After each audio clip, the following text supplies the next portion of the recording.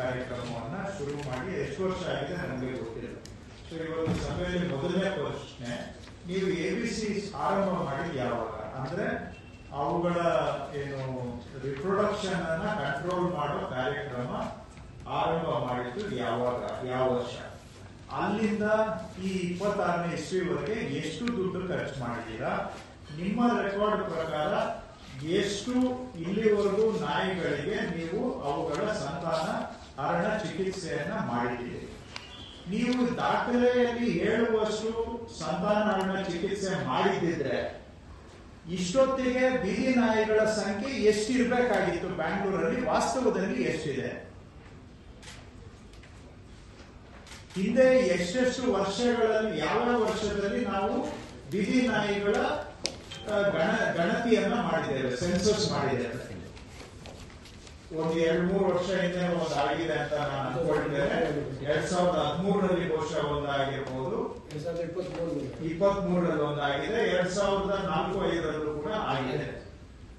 ಆ ವರ್ಷಕ್ಕೆ ಕಂಪೇರ್ ಮಾಡಿದ್ರೆ ನೀವು ಎಷ್ಟು ನಾಯಿಗಳಿಗೆ ಟ್ರೀಟ್ಮೆಂಟ್ ಮಾಡಿದ್ದೀರಾ?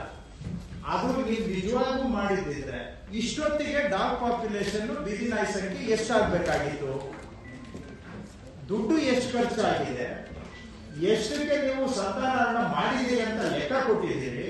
ಹಾಗಿದ್ರೆ ಈ ಬೀದಿ ನಾಯಿಗಳ ಸಂಖ್ಯೆ ಇವತ್ತಿಗೂ ಇಷ್ಟೇ ಆಗಿದೆ. The Karnataka government has set an ambitious target to bring Bengaluru's stray dog population under control within the next 3 years.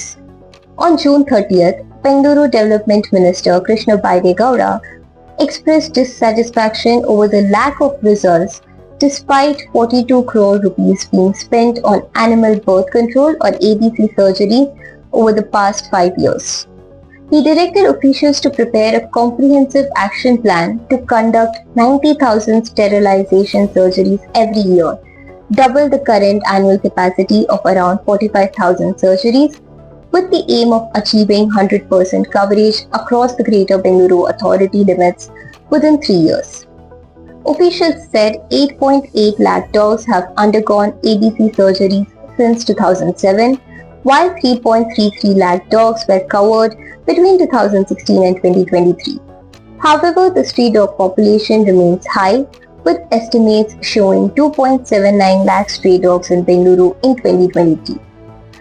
Gowda also instructed officials to involve more organizations, including agencies from outside Bengaluru, and create greater public awareness to strengthen the sterilization program and deliver better results.